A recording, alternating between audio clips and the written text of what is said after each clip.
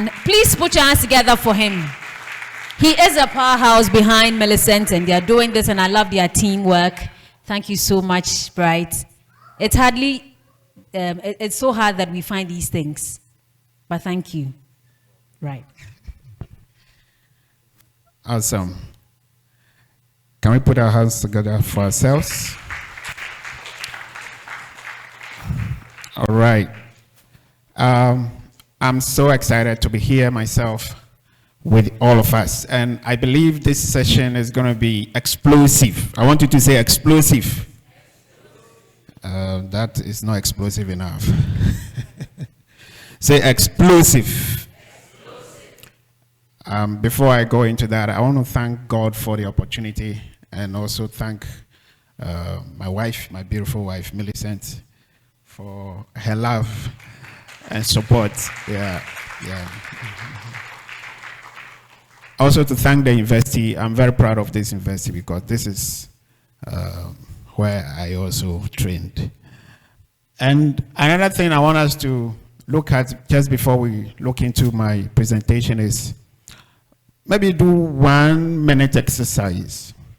I want you to turn to the next person by you and ask the person, what are you selling? Okay, now, hold on. Can you get an answer? I want answers. Let's do it again. Ask the person, what are you selling? Okay, now, please listen to the answers.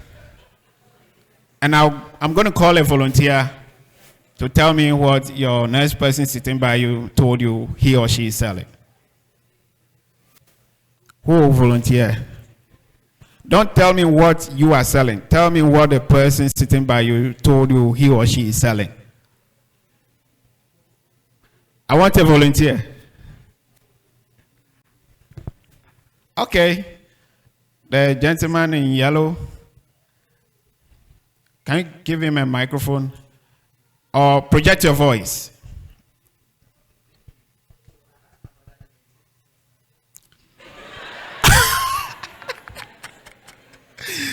Wow. I want you to say wow. Okay, please sit down. I'm okay with that answer. Okay. Okay, please give him a microphone. This is very important for what we are going to talk about. Repeat what you said at first. Thank you. Yeah. So I asked the gentleman sitting close beside me here that what does he say? He said he sells nothing. Awesome. Yes. So I had to ask the lady in front of me and said she does bead bags and then also does spring rolls and other stuff. Yeah. Wow. Let's put our hands together for that answer. Amazing. He sells nothing. And I believe that some of us are in the same category here.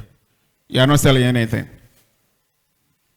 The only challenge is that because you are not selling, you are being sold. And that's my first,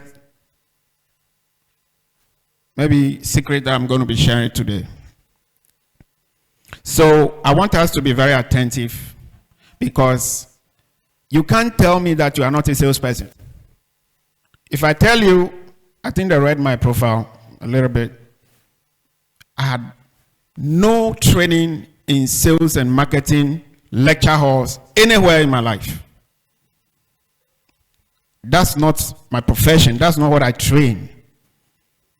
But why am I talking about sales today? It's because of practice and experience. And so we are going to learn together, and let's make some notes and put your questions down. The ones we can answer here, we'll try. Those we cannot, we'll have conversations later. Thank you. So I'm talking about how to increase sales, and I'm going to share some 10 sales winning secrets. In this particular presentation, all the points are important, but the last point, which is number 10, is very critical. So stay tuned. Are we on? All right, so let's move. This is my first secret, which I just mentioned in the introduction. If you are not selling, you are being sold. And I think I enjoyed some of the interactions we had earlier with some of the speakers. And then they were talking about either the internet or the AI, this technology innovations and stuff that we are seeing, and everybody is saying that now the world is like a global market. The whole world is on the internet.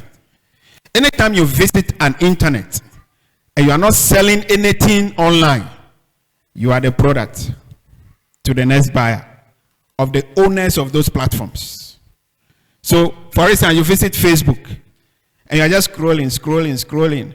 And then once in a while, you put your beautiful pictures. You had a birthday party yesterday, amazing pictures, so you just upload them. Facebook is going to sell your photos. And they are selling it to the next viewer, because the more people visit that site and click, Facebook is making money. And guess who is the product? You are the product. So it's not good not to be selling nothing. But I'm going to tell my friend, my brother, who even thinks he's not selling anything, he doesn't know he is selling something. What he is selling is that he is selling himself and he's not aware. A sister is selling herself, but she's not aware, because we have not awakened to that knowledge of, embracing sales as a lifestyle. So in our maybe world today, most graduates, they shy away from sales. You can ask Millicent, we struggle hard to hire salespeople. When you want to rent, not rent, but hire a talent, most of the department, you easily will get talent. But when it comes to sales, people are scared. Ask somebody by you, are you scared? In life, if you don't know how to take risk, you cannot advance. So we need to all embrace selling skills, because like I said, there is an aspect of you that is being sold. It's on the market. Your attitude is on the market. Your speech is on the market. Your way of dressing is on the market. Your mannerism is on the market. So when people see you today, they are looking at your personality. And Millicent said it beautifully when they were having the Q&A, that before you sell a product, your brand, your personal brand is very important. So if you don't develop yourself and put it on the market, nobody will be interested in whatever will come from you. The next thing I want us to look at is, which is the second secret, is to sell the problem you are solving, not the product you are selling. This is very tricky. So you have a product, like I have Daliha. So maybe I meet Mark. Mark just came down from UK. I said, oh, Mark, I have this beautiful product. Would you like to buy? He will be very confused, because it's like, do you think I'm here to buy product? How many of you know that nobody wants to lose money? In fact, you here, you want to lose money. Nobody wants to lose money, even if they have it in abundance. So to approach people to say, I want to sell a product to you, they will have a lot of questions, and you need to do a lot of work to convince them. So you are not going to sell the product or the service if you are not having product. You are selling a problem. That is what was said earlier, that before you come out with a business idea, the idea should be based on problems. And in Africa, we are blessed.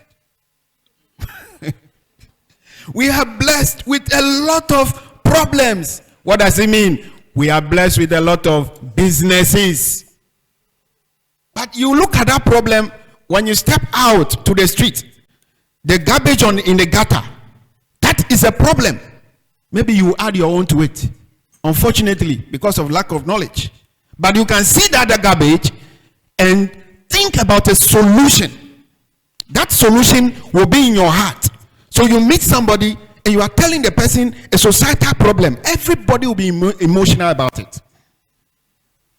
You will touch their emotions. You will touch their heart. They'll say, okay, yes, this is true. Even yesterday when it rained, my vicinity was flooded. And I know it's because of these rubbish in the gutter. So it's a problem everybody is aware of. So when you tell them the problem, they will now begin to reason with you, connect with you emotionally, and now they will begin to think, okay, what can we do about it? Then you got them. Then you begin to share your solutions to them. This is a very powerful secret in sales. Give me the next slide.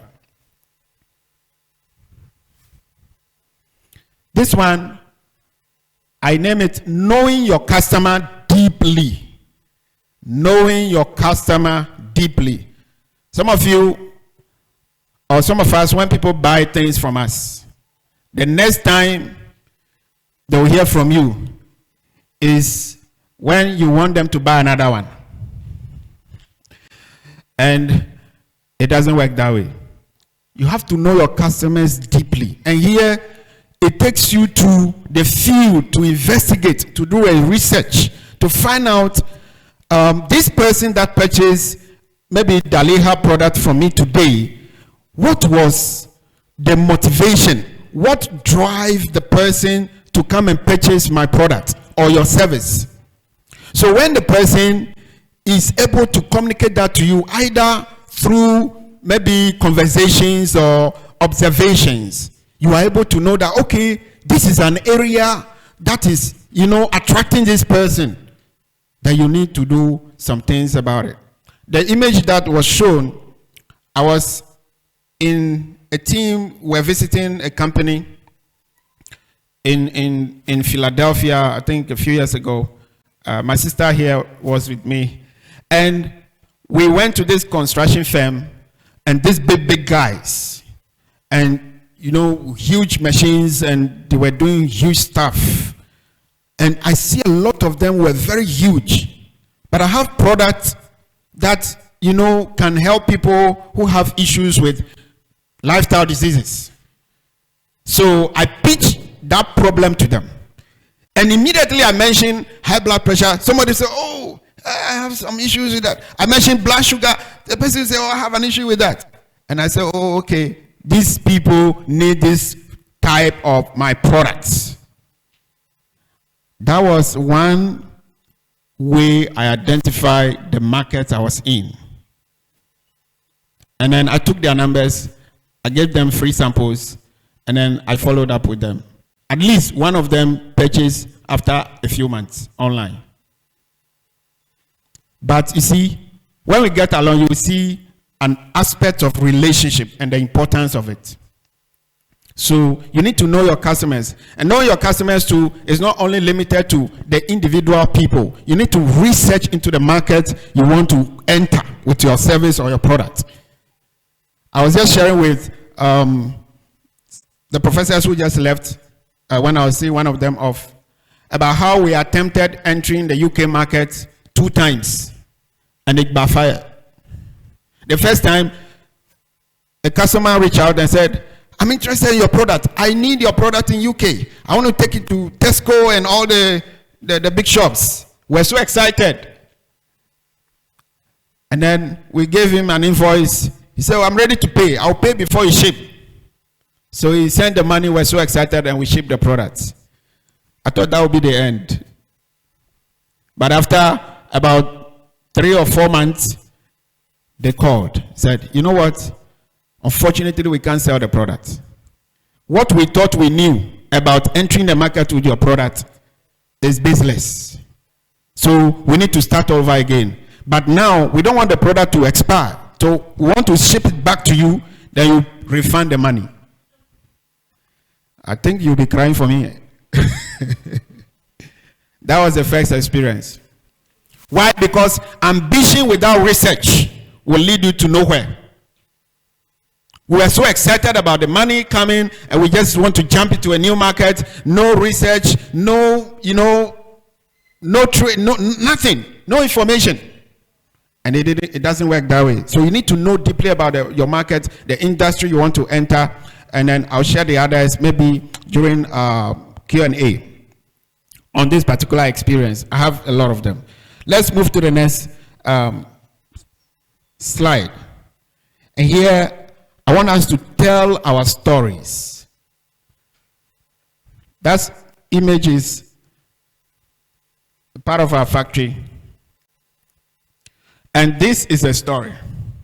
But the big story, which some of us are aware of, is what was told in the video that was played. How that through a problem, we develop an innovation, and now we are able to employ more people and reaching out to people to make impact. That is fine. So anytime you want to sell, you need to tell a story. Everybody who is doing business, who will succeed and be sustained and grow, you must do it with a story. Most of the business people who are here, they will tell you, when you give them a microphone, they will tell you their stories. So, for instance, if you don't have a story and you want to start a business, go and look for a story. Even if you start a business that you do not have personal stories about, but you can get a story from the market, use the story. Because businesses are stories. The stories of people's life is what we turn into business to make an impact, to help people to appreciate innovation and creativity. So you need to tell the story. For example, when we started doing business, somebody called from France, and then she's a Ghanaian living in Paris, and then she called, she said, oh, somebody shipped your product to me and it worked for me, so I'm interested in a product. I'll be flying to Ghana soon. When I come, I'll call you. So she flew to Ghana and called me whilst in Kolebu one day and said, I want a carton of the same. I shipped it to her in Dansuman. Then the next thing was that she said, let's do a partnership. Then the partnership is that I should produce for her, and then she will sell in Paris, and then we'll do business. I said, okay, let's think about it.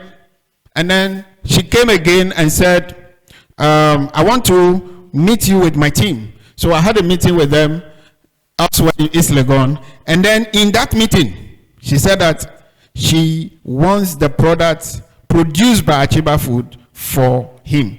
You know, we have private label, and then we have white label. So the question that came earlier is about private labeling and white labeling. We'll talk about that later. But what I'm trying to say is that this person saw our product, so excited about it, and wanted to go and take it to another market, and then she was determining the rule. But at the end of the day, we didn't sign her on because the terms were not favorable to us. So it's very important to tell our stories. Give me the next slide. The next slide has 3 points. Here, I want us to create a sense of agency. That service, that product you have, that you want somebody to pay for, what's the sense of agency around it? Why should I buy your product? Why should I leave other teas and come and buy your tea? You need to give them reasons why it is important. And here, you have to depend on data. You can use data to tell them that in Ghana, about 16.5 million Ghanaians are declared anemic by WHO. And some of them may be in this room. Unfortunately, some are not aware. You have to build authentic relationships. I mentioned it in passing. Relationship is what keeps a customer and migrate a customer to a client. There are differences between them. So when you build relationship with your customer who bought for a first time, that person will buy for a second time, third time, and become a client who will become a regular buyer. It's very important. Then I said, you need to know and show your value. And here, you know, your intellectual property is very important. You need to explain, or not just explain, but prove to your people or your customers that you know what you are doing. You know what you have. You are not begging people to buy what you have because they need what you have. Anybody who needs a thing will go for it. You don't need to beg them. Because of time, I want to rush it. The next one is ask great questions. Ask great questions. I know everybody is sitting, or most people here are sitting by other people. Have you asked the next person by you any question since you sat in this place? Anybody who asks a question to a stranger, not a friend? If you are sitting by a stranger, we don't ask questions. And guess what? If you don't ask questions, you don't have answers. Ask great questions. Don't be interested in just, bombarding your prospect with what you have. Ask them questions. Sometimes before you can get somebody to start speaking or engaging the person in a conversation, you need to trigger them with a question. Have you heard about this? What do you think about this? When you bring people to that point, they are able to relate with you nicely. So this woman in this picture, the picture there, I met her at one of exhibitions outside Ghana, and she was asking questions. I was listening to her for a while. Then I asked her one question. And the question was this, very important. I said, do you know anybody who probably suffered anemia in your family or among your friends, or probably even died from it? And that's what opened the conversation. And I got her through that. The next one is to master the psychology of persuasion. And I want you to use social proofs and scarcity and authority. You need to make your brand become an authority in the market. You need to have a social proof. We've been talking about AI all this while. We've been talking about, social media and all that.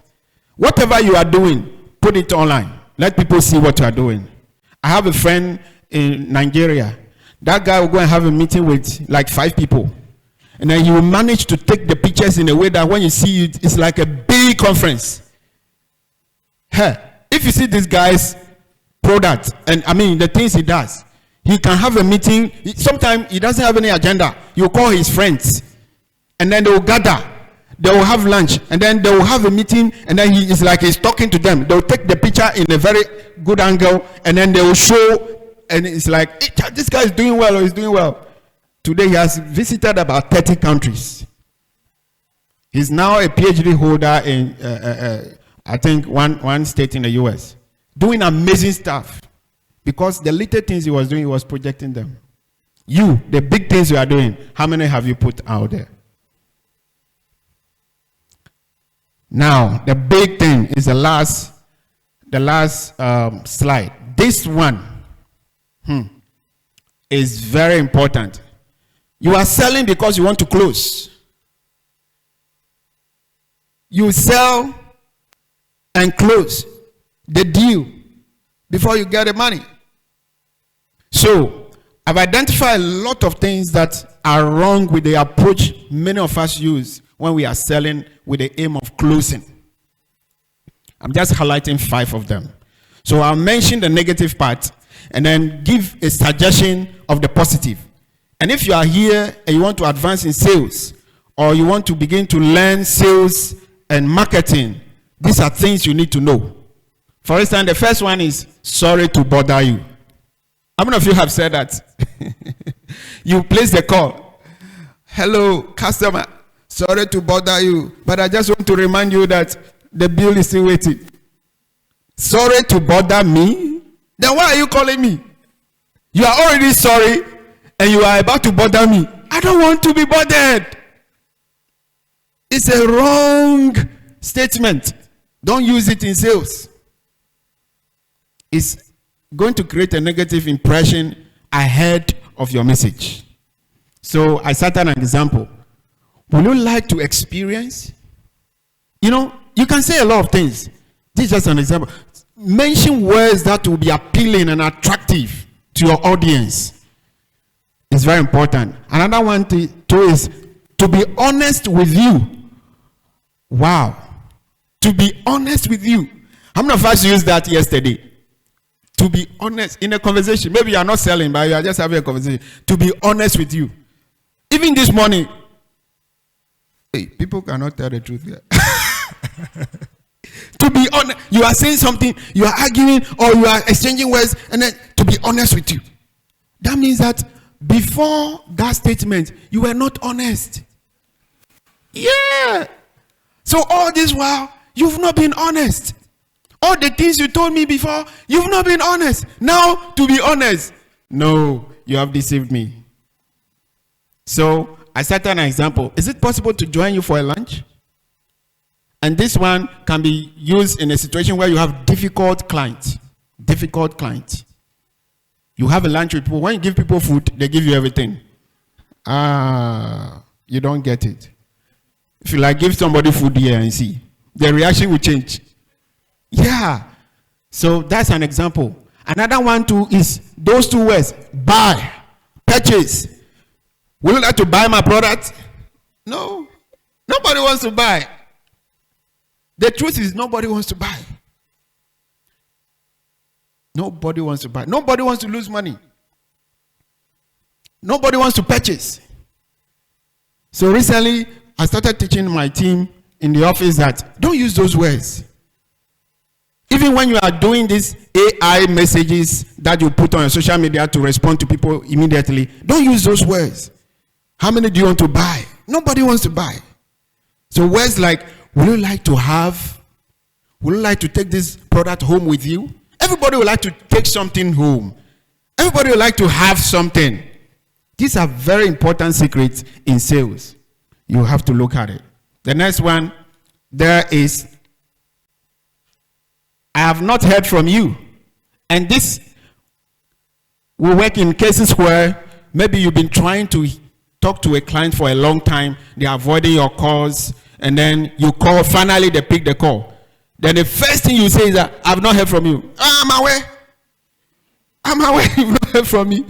Because the last time you made the call, I didn't pick the call. I intentionally didn't pick the call. So you are annoying me by that statement. It's a bad communication. You've not heard from them. Yes, there too, I propose something that you take the person out from their shelf to an emotional, environment.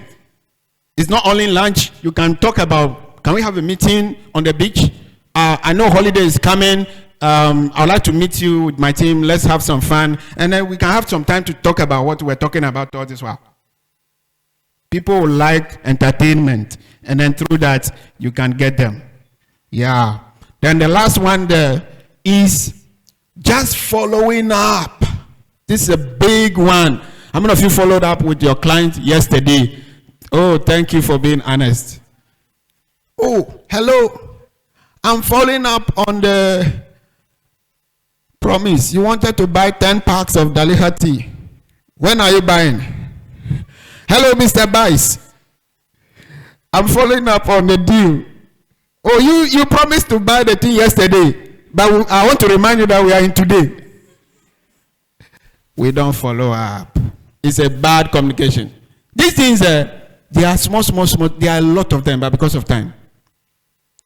Don't tell people you are following up. I cited an example there. Can you project it? I have an update for you regarding ABC. It's a better communication. Because, mind you, some of these people intentionally are avoiding those follow-ups. Whatever you call it. But change the sentence. So, these are a word, or this is a word game. Your communication skills can be harnessed when you apply some of these principles. The usual comments or statement that we make trying to sell a product or a service, they are not working these days. Things have changed. People are trying to become very economical. And we are in Ghana. So you understand that word, economy, right? Or you don't understand? So we want to avoid those things. So this is my last secret on sales, how to increase sales. If we are able to do some of these things, trust me, your sales can just shoot up. They are little things. And the last thing, maybe final words I want to put across is that people only buy based on their emotions. People don't buy because they have the money. They buy because of their emotions.